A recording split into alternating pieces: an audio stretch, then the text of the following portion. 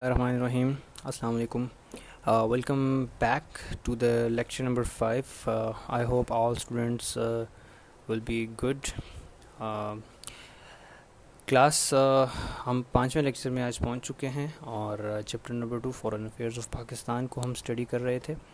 इससे पहले हमने पाकिस्तान अफ़गानिस्तान के ताल्लुकात के ऊपर बात की और आज हम एक और हमसाया ममालिक जो पाकिस्तान के साउथ वेस्ट में आते हैं, जिसको हम ईरान कहते हैं, उनके साथ आप अपने ताल्लुकात को डिस्कस करेंगे।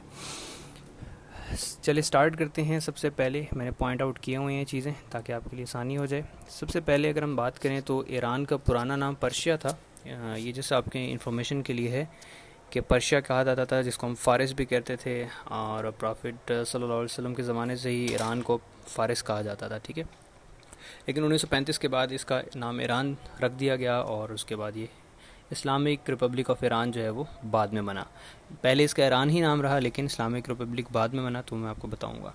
तो पाकिस्तान जैसे ही आज़ाद हुआ after the independence of Pakistan, it was the first country to recognise Pakistan. तो ईरान वाज द पहला कंट्री था जो पाकिस्तान को जिसने रिकग्नाइज़ किया, ठीक है। और ये इस्लामी मालिक भी था, ठीक है, इस्लामी मुल्कों में से आता है और ये फ़र्स्ट इस्लामिक कंट्री भी था और फर्स्ट कंट्री में से भी था जिसने पाकिस्तान को ऑफिशियली रिकग्नाइज़ किया था। और हमने इसकी बरक्स दूसरी बात पढ़ी थी, आपको याद होगा कि जो फर्स्ट कंट्री था जिसने पाकिस्तान को अपोज़ किया था, वो आप मुझे कमेंट्स में बताएंगे। Which was the first country who which opposes the Pakistan after it's independence, ठीक है जी। और डिप्लोमेटिक टाइज पाकिस्तान के शुरू हुए थे ऑफिशियली। अगर हम देखें तो आपके लियाकत अली ख़ान हमारे जो प्राइम मिनिस्टर थे वो 1949 में उन्होंने विज़िट किया और नेक्स्ट ईयर जो है वो शाह ईरान जो थे मोहम्मद रज़ा पहलवी, उन्होंने पाकिस्तान का विज़िट भी किया। तो मोहम्मद रज़ा पहलवी उस टाइम पे जो है वो रूल कर रहे थे। 1919 से 1979 तक उनका टेन्योर रहा। इससे पहले रज़ा शाह पहलवी थे जो कि उनके फादर थे। तो इस तरह से जो है वो उस टाइम बादशाहत जो थी, मोनार्की ईरान में चल रही थी। लेटर ऑन मैं आपको बताऊँगा कि मोनार्की कैसे ख़त्म हुई। सिमिलरली पाकिस्तान ईरान के ताल्लुकात पहले दिन से ही काफ़ी खुशगवार रहे। बहुत ही कम ऐसे मौके थे कि पाकिस्तान ईरान के ताल्लुकात में कोई जो है वो कोई दिक्कत या कोई प्रॉब्लम आई या कोई टेंशन्स क्रिएट हुई, ठीक है। तो हम बात करते हैं अब जो नेक्स्ट पॉइंट है जिसमें पाकिस्तान ईरान एक मुआहदे में जो है वो मौजूद थे एक साथ इकट्ठे, जिसको हम बगदाद पैक्ट कहते हैं, ठीक है। बगदाद पैक्ट बेसिकली 1955 में साइन हुआ था। और अगर आपको याद हो सेंटो तो आपको पता होगा। तो बगदाद पैक्ट का पुराना नाम सेंटो था, सेंटो का पुराना नाम बगदाद पैक्ट था। आई एम वेरी सॉरी, मैं उल्टा बोल गया। तो 1955 में बगदाद पैक्ट साइन हुआ था जिसमें पाकिस्तान और ईरान जो थे वो यूएसए के अलाए थे, ठीक है। तो ये वही सेंटो है जिसका पुराना नाम बगदाद पैक्ट था। लेकिन 1958 में जाके बगदाद पैक्ट का नाम जो है वो सेंटो रख दिया जाता है। उसकी वजह ये है कि इराक़ जो है उससे निकल जाता है, ठीक है। और बगदाद बेसिकली इराक़ का कैपिटल है, ठीक है। और ये पैक्ट जो था वो साइन भी इराक़ के कैपिटल बगदाद में ही हुआ था, जिसमें यूएसए जो है वो उसने एक अलायंस बनाया था यहाँ पे सेंट्रल एशिया और मिडल ईस्ट के कंट्रीज़ को मिला के था, ठीक है, to push the Russian forces back, ठीक है। रशिया को जो है वो थोड़ा सा कोल्ड वॉर का एरा चल रहा था, आपको मैंने पहले भी बताया था। तो बगदाद पैक्ट बेसिकली एक यूएसए स्पॉन्सर्ड अलायंस था, मिलिट्री अलायंस था, जिसमें पाकिस्तान ईरान भी शामिल थे। और ये बगदाद इसलिए कहलाता है क्योंकि बगदाद में ये साइन हुआ था, लेकिन बाद में 1958 में ये सेंटो इसका नाम चेंज हो गया क्योंकि इराक़ जो था उसमें से निकल जाता है। इराक़ में एक रेवोल्यूशन आता है जिसके बाद उसकी नई हुकूमत इसमें से अपने आप को ड्रॉबैक कर लेती है, ठीक है। तो ये हम इंशाल्लाह पाक इराक़ रिलेशन में भी इसको डिस्कस कर लेंगे। सिमिलरली 1965 की वॉर्स की अगर हम बात करें तो ईरान ने पाकिस्तान को फुली सपोर्ट किया against the war of India, ठीक है। 1965 की जंग में ईरान ने हमें जो है वो फुली सपोर्ट किया और पाकिस्तान को मिलिट्री और जो है वो लॉजिस्टिक एड भी प्रोवाइड की, जिसमें ऑयल भी था, ठीक है। तो पाकिस्तान को फुली सपोर्ट किया पाक ईरान वॉर में ईरान ने, पाक इंडो पाक वॉर में ईरान ने, ठीक है। So you can write like Iran fully supported Pakistan during the Indo पाक वॉर लॉजिस्टिकली एंड मिलिटरीली, ठीक है। और उस टाइम पे ईरान हमेशा से एक ताकतवर कंट्री रहा है और उसकी मिलिट्री भी हमेशा से बड़ी ही स्ट्रॉन्ग मिलिट्री रही है, ठीक है।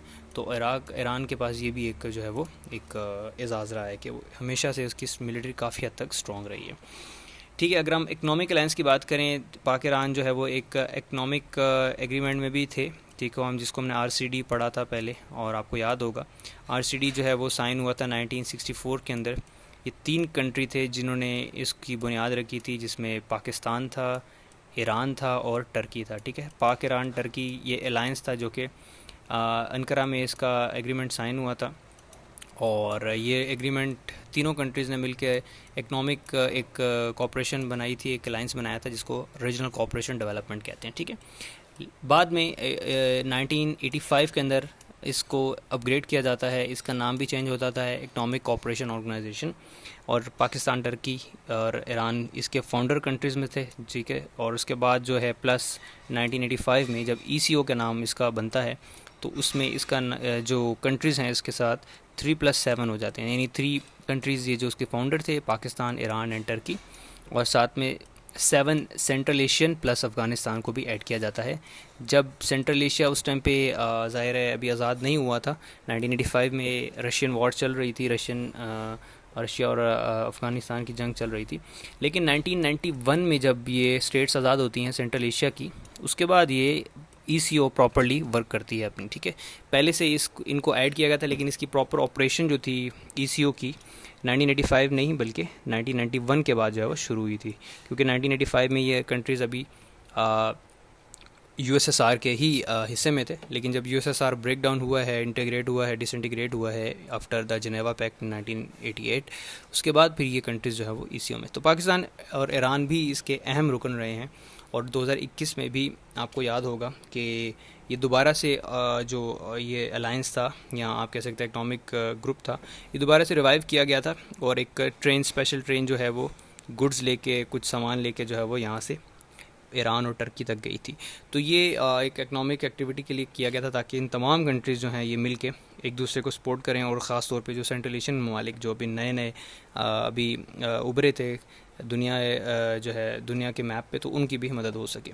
ٹھیک ہے، تو یہ آپ اس طرح سے سمجھ لیں. پھر رشین انویژن جب ہوا 1979 میں، تو ڈیفینیٹلی ایران نے رشیا کی انویژن کا ساتھ نہیں دیا، اور پاکستان نے بھی اس کے خلاف ظاہر ہے آواز اٹھائی. تو پاکستان ایران دونوں نے ایک ہی موقف اختیار کیا. تو اس پوائنٹ کو آپ اس طرح سے بھی ڈسکس کر سکتے ہیں. اسی طرح سے اگر ہم بات کریں ایرانین ریولوشن کی، اور ایران کے اندر ریولوشن آیا، اس سے پہلے جو گورنمنٹ تھی ایران میں، جب ریولوشن سے پہلے، اور 1979 کا یہ ریولوشن تھا. اور اس کو آپ سمجھتے ہیں کہ اس سے پہلے وہاں پہ مونارکی بادشاہت تھی، جو کہ محمد رضا پہلوی کی سربراہی میں چل رہی تھی. اس ٹائم وہ بادشاہ تھے، اور ایک بالکل سیکولر گورنمنٹ تھی ایران کے اندر.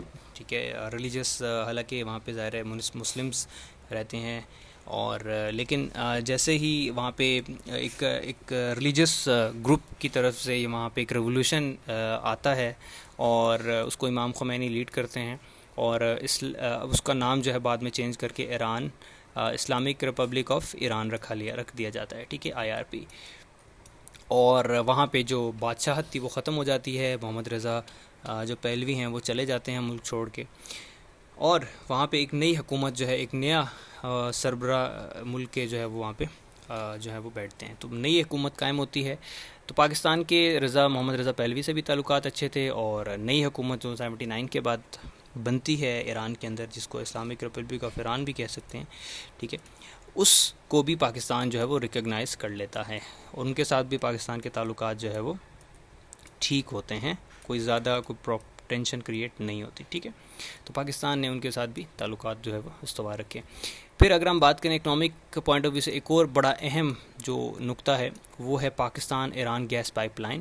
ٹھیک ہے، پاک ایران گیس پائپ لائن جو ہے وہ کافی متنازع بھی رہی ہے ڈفرینٹ وجوہات سے، جس میں ایران کے اوپر جو سینکشنز ہیں یو ایس اے کی طرف سے، تو اس میں اگر ہم بات کریں تو 1990s کے اندر 1993 میں یہ اس پہ انیشلی گفتگو ہوئی تھی کہ پاکستان اور ایران کے درمیان گیس پائپ لائن بنائی جائے. لیکن بعد میں 2013 میں آفیشلی پیپلز پارٹی کی گورنمنٹ تھی جب، اس میں آفیشلی اس کو انوگریٹ کیا گیا تھا، اور اس کو ڈفرینٹ سیکشنز میں ڈیوائڈ کیا گیا تھا کہ مختلف سیکشنز کو مختلف ٹائم پہ بلڈ اپ کیا جائے گا. تو 2013 میں اس کا انوگریشن کیا گیا. میں آپ کو میپ کے ذریعے ذرا دکھا بھی دیتا ہوں، تھوڑا سا آپ کو اندازہ ہو جائے گا. تو یہ جو ہے، آپ اس میپ کو اگر آپ دیکھیں تو یہ آپ اس میپ کو جو ہے وہ آپ کو نظر آ رہا ہوگا کہ یہ ایران سے ایک یہ روٹ نکل کے اور یہاں سے پاکستان کے بلوچستان سے انٹر ہو کے نواب شاہ تک جو ہے وہ یہ گیس پائپ لائن جائے گی. ٹھیک ہے, تو یہ ساری اس کی کچھ ڈیٹیل ہے. تو یہ ایک سورس تھا میرے پاس, اس کے ذریعے میں نے آپ کو یہ میپ دکھایا.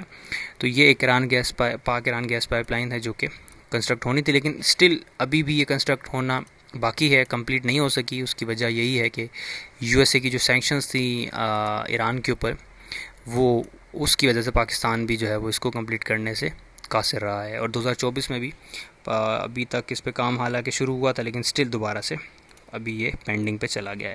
تو یہ ہے بیسیکلی, آپ اس طرح سے سمجھ سکتے ہیں. اس کے علاوہ پاکستان ایران کے درمیان جو ٹریڈ ہوتی ہے, بارڈر ٹریڈ ہے, وہ بھی ہوتی ہے تافتان بارڈر سے, جو کہ بلوچستان میں آپ کو بارڈر ہمارا لگتا ہے ایران کے ساتھ. ٹھیک ہے, تافتان جو بارڈر ہے وہاں سے بھی جو ہے وہ ٹریڈ ہوتی ہے. ٹھیک ہے, تو اس طرح سے آپ سمجھ سکتے ہیں کہ پاکستان ایران کے تعلقات کافی حد تک نارمل ہیں, ہمیشہ سے ہی بہت زیادہ خراب کبھی نہیں ہوئے. ٹھیک ہے, تو ریسنٹلی ابھی اسی سال جو ہے وہ کچھ ٹیررسٹ ایکٹیویٹیز کی وجہ سے ایران پاکستان کے درمیان تھوڑی سی جو ہے وہ ٹینشنز کریٹ ہوئی تھیں, لیکن وہ لیٹر آن ریزالو کر دی گئیں. تو آئی ہوپ کہ آپ کو یہ پاک ایران ریلیشنز زیادہ مشکل نہیں تھے, آسان تھے, آپ کو سمجھ آگے ہوں گے.